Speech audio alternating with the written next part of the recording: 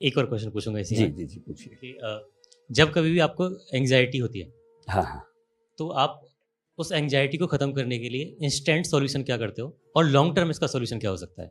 Anxiety मतलब उसके बाद से ऐसा नहीं कि मुझे कभी हुई नहीं, एक आध दिन कभी 2 घंटे आधा घंटा सिचुएशंस आती हैं ऐसी जो नॉर्मल बातें हैं।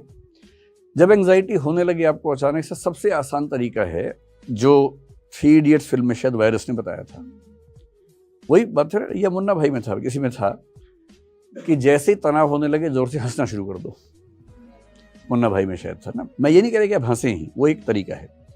बेसिक बात है कि जिस चीज से देखिए एंग्जाइटी में क्या होता है, एंग्जाइटी का मूल लक्षण ये है कि आपकी जो थिंकिंग की स्पीड है रॉकेट जैसी हो जाती है, बहुत तेज थॉट्स आती है, रनिंग थॉट्स बोलते हैं उनको, और वो सारी रनिंग थॉट्स नेगेटिव होती हैं या अमूमन नेगेटिव होती हैं।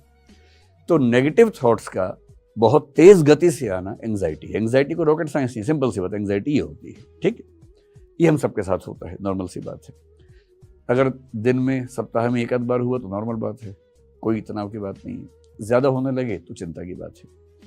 और जब ये एंग्जाइटी साइकोसोमेटिक बन जाती है, साइकोसोमेटिक का मतलब है साइकोलॉजिकली शुरू होके बॉडी पे असर पड़ने लगे, सोमेटिक हो जाए।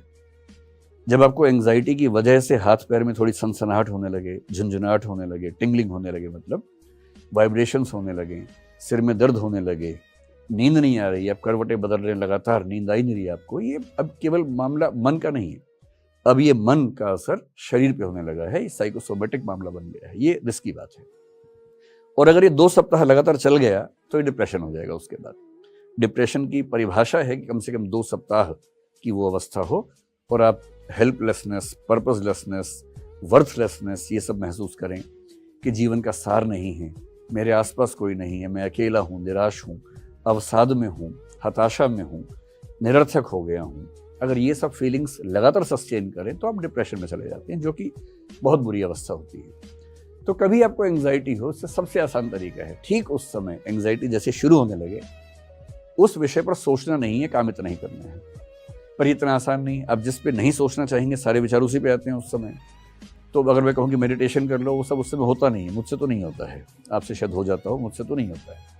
तो सबसे अच्छा तरीका उस समय आपको फिल्म देखना शुरू कर दें या रील्स देखना शुरू कर दें। रील्स में ऐसे बहुत इंटरेस्टिंग इवेंट्स होते हैं 10-10 सेकंड के। मैंने पहली बार अभी इंस्टाग्राम 4-5 दिन पहले या 10 दिन पहले ही डाउनलोड किया, तो एक दिन गलती से रील चल पड़ी, तो मुझे लगा बड़ा सही चीज़ है तो अब मैं दिन में 2-4 बार 5-5 मिनट रील्स देख लेता हूँ। उसमें बहुत जोकर टाइप के लोग भी होते हैं, बड़ी हंसी आती है, हंसी मजाक भी, कभी डांस देख लिया, कभी कुछ देख लिया, लेकिन कुल मिला के मन लग जाता है। तो अगर आप रील्स रात दिन देख रहे हैं तो दिक्कत है, लेकिन 1 घंटे में 1 मिनट रील देख के अगर आपका मन बहल जाता है तो क्या बुराई है। तो जब भी ऐसा एंग्जाइटी जैसा हो, कुछ तुरंत दिमाग बदलिए, कोई गेम खेल लीजिए। सबसे अच्छा है रनिंग कर लीजिए या जॉगिंग कर लीजिए या तेज गति से चलिए।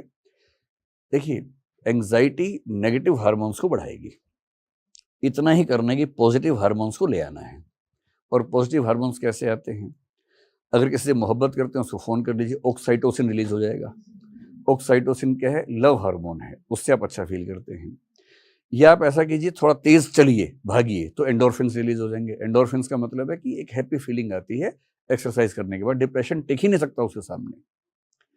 ये डोपामाइन है, जब आप अच्छे लोगों से मिलेंगे, कुछ अच्छा इंटरेस्ट से काम करेंगे तो वो रिलीज हो जाएगा। ये सेरोटोनिन बेसिकली एक हार्मोन है जो आपके मूड बैलेंसिंग करता है। ये 4 हार्मोन चाहिए, इनमें से जो सबसे आसान लगे उस समय। अकेले हैं, रनिंग, चलना शुरू कर दीजिए। किसी ऐसे व्यक्ति के साथ जिससे प्रेम करते हैं उसके साथ थोड़ा बैठ जाइए, अच्छा हार्मोन आया तो वो शांत हो जाएगा। इतना ही खेल है बस, और कोई ज्यादा